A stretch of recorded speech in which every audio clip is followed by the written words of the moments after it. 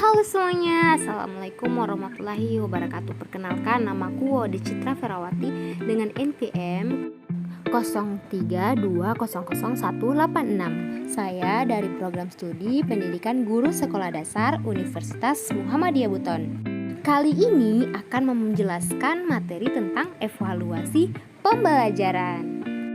Adapun cakupan materi yang akan saya bahas yaitu yang pertama, bentuk-bentuk evaluasi, yang kedua, fungsi evaluasi, dan yang ketiga, prinsip-prinsip evaluasi.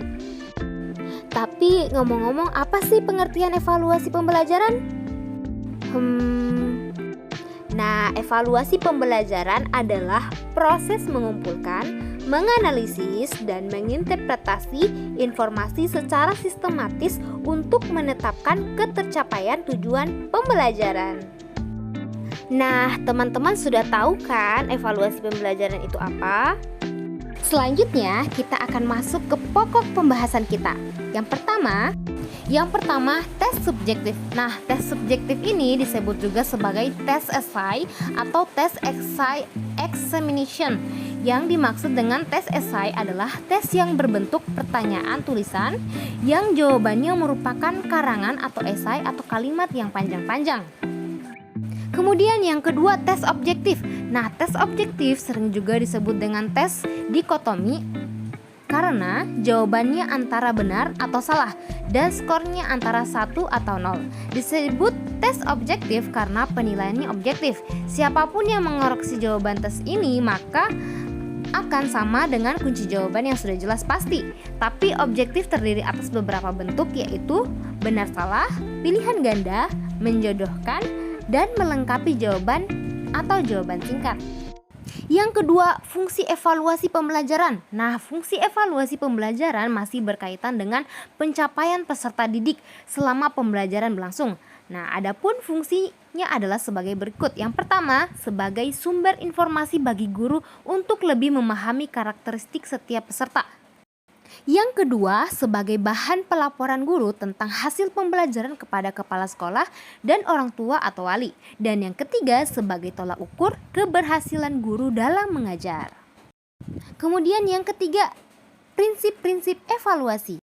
Yang pertama, ada komunitas, komprehensif, objektivitas, komparatif, dan praktis.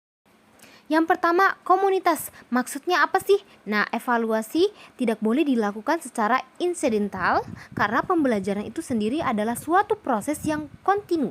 Oleh sebab itu, kita harus melakukan evaluasi secara kontinu.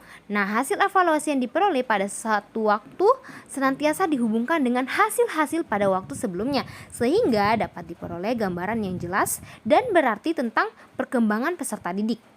Yang kedua, komprehensif. Nah, dalam melakukan evaluasi terhadap suatu objek, kita harus mengambil seluruh objek itu sebagai bahan evaluasi. Misalnya, jika objek evaluasi itu adalah peserta didik, nah, maka seluruh aspek kepribadian peserta didik itu harus dievaluasi, baik yang menyangkut kognitif, efektivitas, maupun psikomotor, begitu juga dengan objek-objek evaluasi lainnya. Yang ketiga, adil dan objektif. Nah, dalam melaksanakan evaluasi, kita harus berlaku adil tanpa pilih kasih. Sesama peserta didik harus diperhatikan sama Yang ketiga, adil dan objektif. Dalam melaksanakan evaluasi, kita harus berlaku adil tanpa pilih kasih. Sesama peserta didik harus diperlakukan sama tanpa pandang bulu. Kita juga hendaknya bertindak secara objektif apa adanya sesuai dengan kemampuan peserta didik. Yang keempat, kooperatif. Dalam kegiatan evaluasi, kita hendaknya bekerja sama sesama pihak seperti orang tua, peserta didik, sesama guru, kepala sekolah, termasuk dengan peserta didik itu sendiri. Nah, hal ini dimaksudkan agar semua pihak merasa puas dengan hasil evaluasi dan pihak-pihak tersebut merasa dihargai. Dan yang kelima, praktis.